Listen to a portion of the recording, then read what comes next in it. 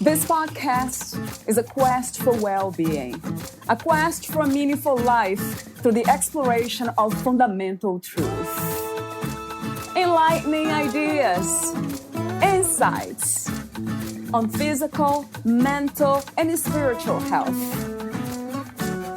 The inspiration is love.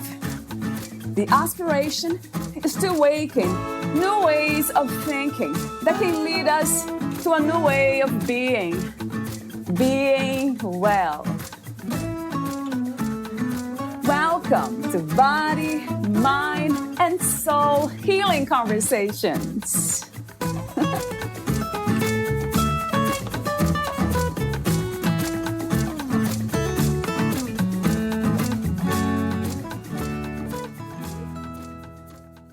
Dr. Christina explores the physical, emotional, mental, and spiritual disharmony at the root of breast disease, offering timely, practical suggestions and methods for healing. You'll be supported to see yourself from a holistic viewpoint and asked to listen to the underlying messages that come with breast disease so you can thrive beyond it. She is a wonderful guide for every woman who's experienced a diagnosis of breast cancer or wants to prevent one, and for any woman who wants to claim responsibility for her health and well-being. Valeria Teles interviews Dr. Christina Grant, the author of The Holistic Approach to Breast Cancer, Every Woman's Guide to Health, Vitality, and Well-Being. Dr. Christina Grant is a soul-centered intuitive counselor, healer, and astrologer. With a PhD in human science, for more than 2 decades she has helped people grow and evolve personally, professionally, and spiritually. Perceptive on a deep level, Dr. Grant works with the whole range of human challenges: relationships, job and career, family and interpersonal issues, emotional difficulties, health and physical challenges, important life decisions, deeply complicated matters, loss and grief. She uses the astrological birth chart in her sessions as a portal for deeper insight. As an energy healer, she can remove cords, blocks, and interference in your energy field. She is also a medium and can contact loved ones who have crossed over for the purpose of helping people gain peace around the loss. Meet Dr. Christina at ChristinaGrant.com. Here is the interview with Dr. Christina Grant.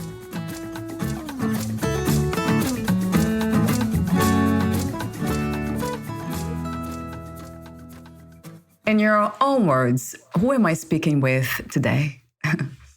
I'm Dr. Christina Grant. I'm an intuitive, a counselor and healer. I'm an astrologer and a writer, and the author of The Holistic Approach to Breast Cancer. I'm not an MD. I'm a PhD from a branch of psychology called human science, which is the study of the whole being. And that is something that I'm very interested in. It takes in the physical, mental, emotional, spiritual, and the subtle body, the energy field of the human being. And I view the world in this way, in a very holistic way. And I view humanity through a holistic lens. My general approach is soul-centered. So I'm a person who is very aware of the larger, unseen aspects of life. What is the purpose of the human experience? One purpose of this human experience, from my perspective, is to participate in the full range of human emotions. We are not here just to experience one end of the spectrum. In other words, only that which feels good. But we're here to become familiar with all of it. For me, this is the path of evolution. And when we're wiser, we begin to understand that this full range of human emotions is ever changing. It's ever fluctuating. One day is up, the next day is down, and we can begin to flow with that rather than getting stuck, or rather than feeling like something's wrong if we're not feeling happy one day, but instead flowing with it. I think that is one of the purposes of our experience here. What do you think is the opposite of life? At this particular time in my life, my purpose is to be of service in the highest way that I can be, and to keep myself centered in such a way that I can do this service. I mentioned earlier that I'm an astrologer. I use the birth chart in each client session because it can reveal something about our life purpose. It's often right there in the chart. And the purpose is often quite simple for most of us. We don't have to go out and do something grand. It is often enough to have been born into this earth plane and to anchor our energy here, to anchor ourselves in our own light. And it's different for everyone. My own birth chart is heavily weighted in areas of working and being of service and spirituality. And whether that is for humanity that I'm being of service, or the trees, animals, the waterways, it's up to me. Just like it's up to you, it's up to everybody to fulfill your own purpose with your own free will. What are some of the greatest misconceptions about happiness, in your opinion? I believe one of the greatest misconceptions about happiness is that it's something we need to strive for and get to, and that it is how we all should be. It doesn't need striving, and it isn't how we necessarily should be. I think being content is more important than actually trying to maintain ourselves in happiness. It is natural when we let go. I think we will naturally go into a state of contentment or a feeling of more happiness. But to be there all the time, I don't think is reasonable to expect for people. I think that can often cause problems in people's lives because they feel like something's wrong with them if they're not happy.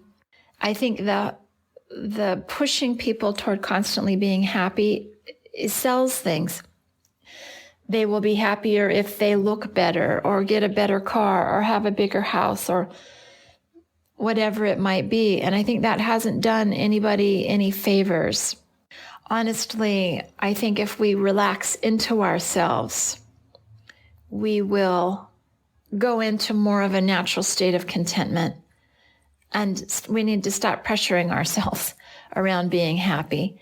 But if we can just allow it and not despair when it feels elusive, which it sometimes will, that is how I feel about happiness.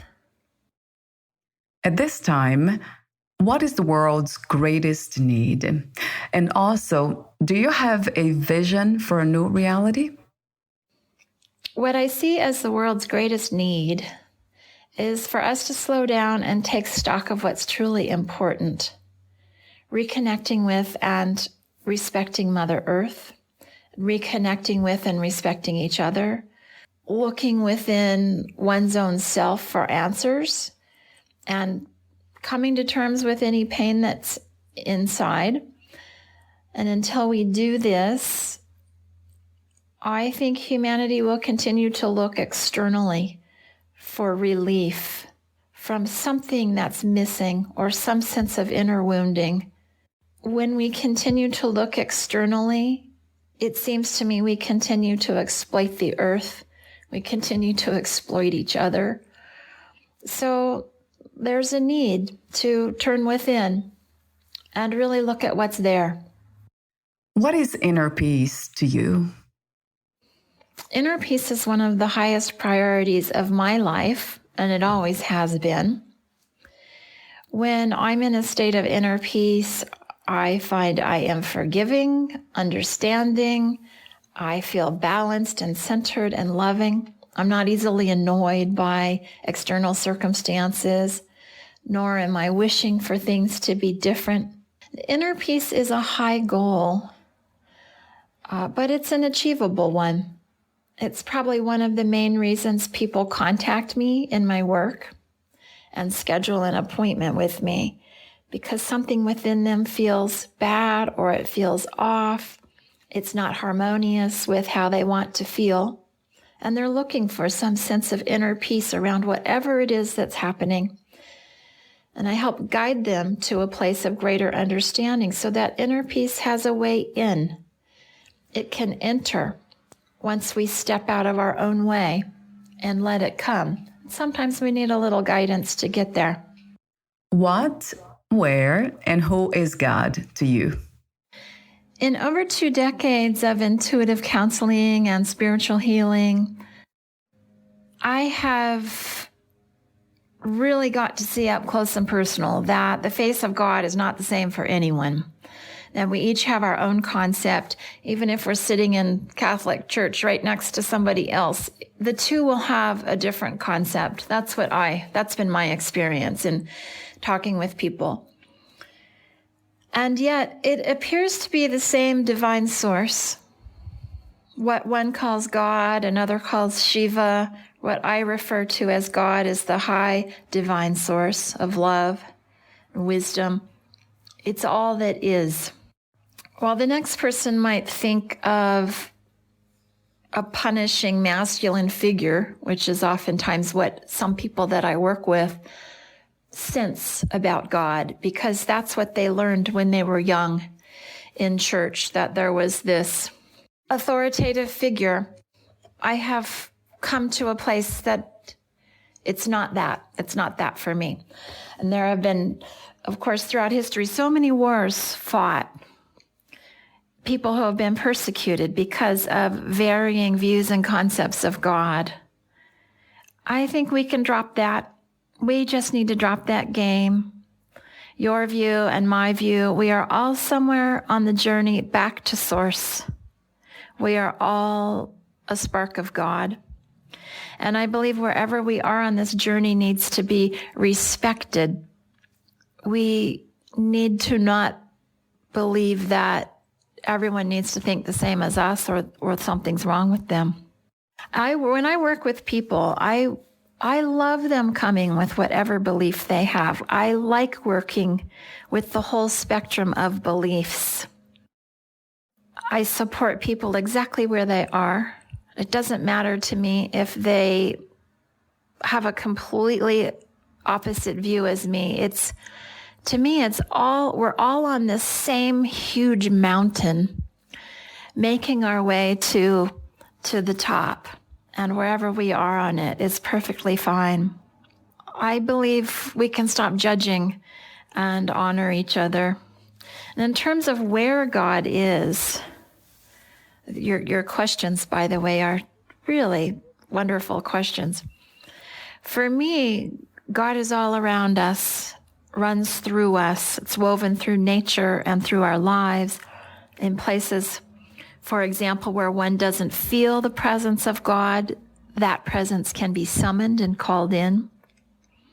Just call it in, ask the divine presence to come. I've been in places where I've really felt the absence of spirit, and I've been in places completely saturated with spirit.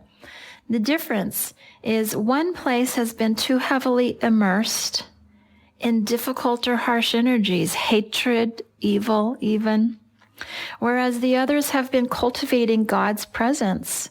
And that can be through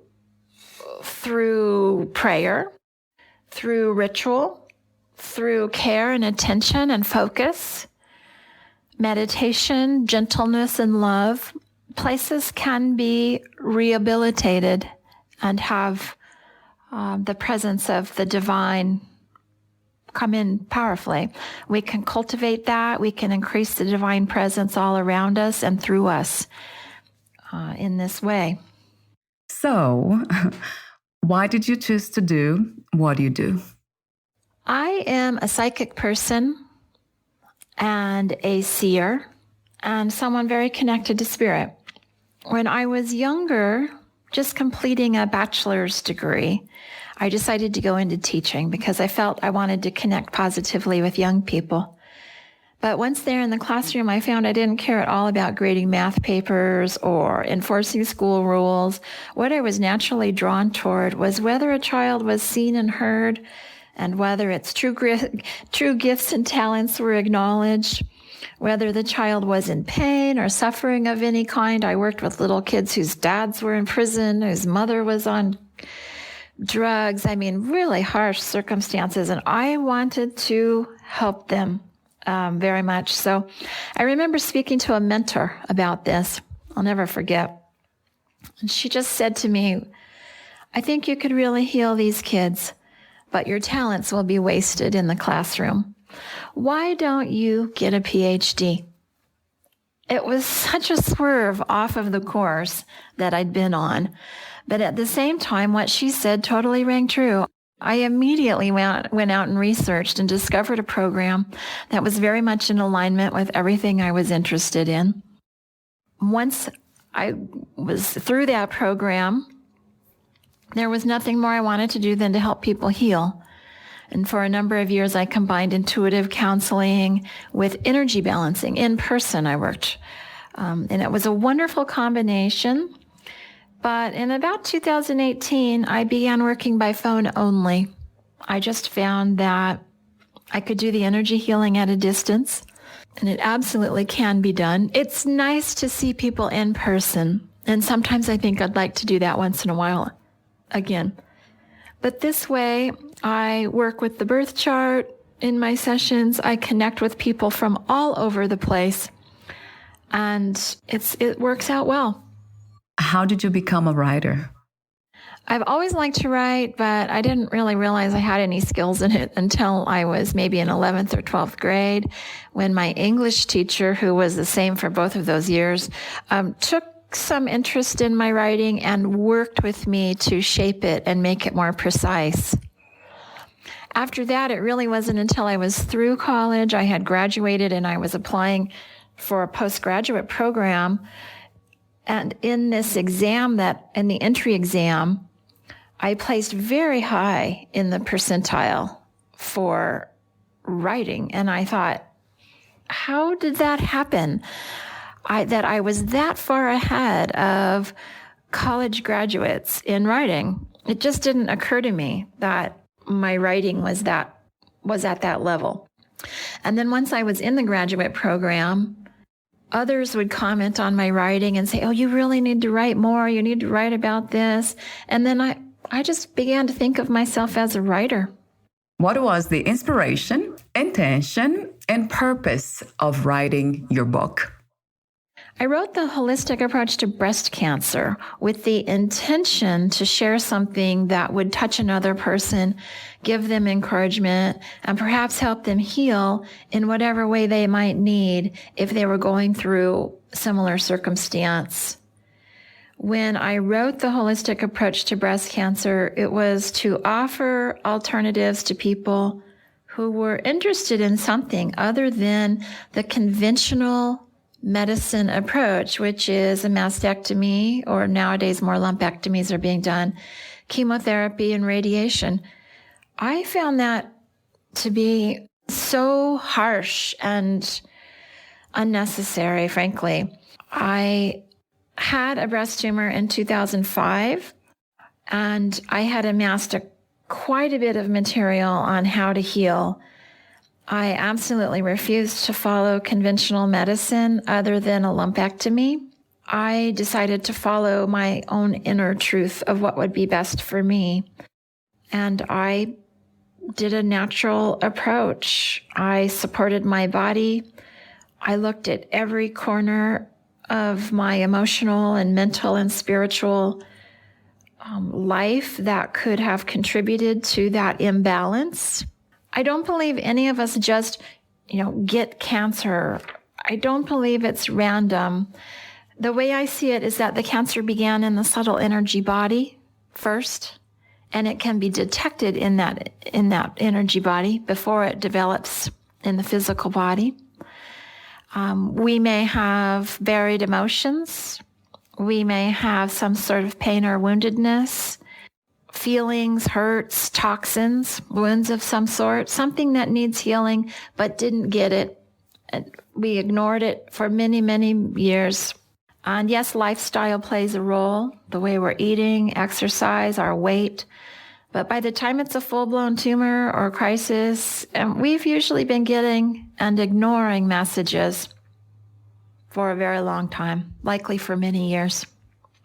So my approach is to look at all of these levels and see what the soul is crying out to heal. That's what I really like to do. I love working with people who are willing to look at all those levels. That's why I called it the holistic approach to breast cancer. And it's a holistic approach to any kind of healing, really. And I write about this. It's the approach I take when someone contacts me with the desire to heal from not only cancer, but from anything that the body may come up with, may come down with, we could say. I don't often work, by the way, with health issues anymore. I did in the beginning, but now I work more with spiritual growth, with life crises, everything imaginable. Talk to me for a moment about the services you offer. I work with the entire range of human challenges, relationships, job and career, family and interpersonal issues, emotional difficulties. I do work with health and physical challenges as well, important life decisions. Sometimes we just need somebody to talk to about what's the next step. Loss, grief, death, deeply complicated matters. That's what I really am skilled at. I help people get through life, whether it's because they need someone to talk to or because they have slid into a very dark place. It doesn't make any difference to me. I am just grateful to be of service no matter where a person is at on their path. I am an intuitive, however, and I do use the birth chart. So I see energy. I'm oriented toward higher consciousness. So I work best with those people who are open to this.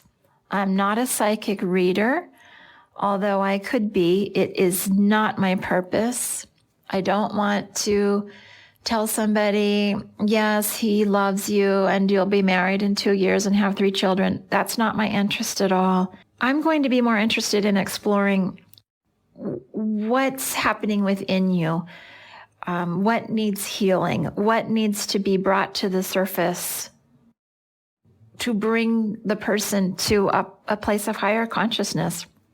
And I generally am working with people on higher levels of consciousness. People who are already on that path are typically the ones who contact me. I also contact souls that have crossed over, people who have just lost a loved one and who are suffering. I often will work with them and we will contact the soul that has crossed over, if possible. Sometimes that it's not time, but usually we can contact them. This is mediumship, but again, my focus is on healing. It's not for entertainment. It's not for people to come and let's see if she really can talk to talk to whoever, Uncle Joe. Let's see if she really is authentic. I'm not really interested in that type of session. I am interested in just working with somebody for the purpose of closure so that they can let go and find some peace in their heart around a loss. So as I work with people with higher levels of consciousness, they can bring me any issue. It can be anything under the sun. Blockages in their lives, problems, questions, worries, fears, places they feel stuck and in darkness. I help people. That is my expertise, and that is what I'm here to help with. I'm here to help with people who are going through something challenging, that they need a mentor. They need somebody to talk to and tell and to get some feedback on. Where can we find more information about you, your work, products, services, and future projects? My website is ChristinaGrant.com. And that is where you can read more about my work. You can also contact me there. The contact page goes right into my email. I should get it the very same day. If you don't hear back from me right away, then contact me again, because that means it didn't go through. I've never had any trouble with it not going through, but I respond to that right away. Of course, my work messages are always a top priority in my inbox.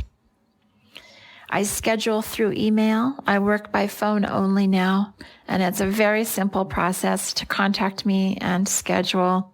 Payments are also made online, or I can run a card through on my end. On my website, you also can read some testimonials, see what other people have said, and just find out a little bit more about my approach. Thank you so much for your presence, for sharing your wisdom and doing what you do.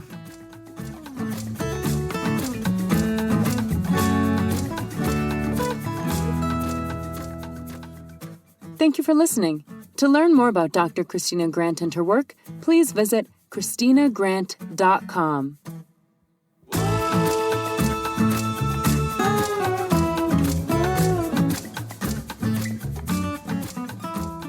To learn more about this podcast, please visit fitforjoy.org/podcast. Thank you again for listening, and bye for now.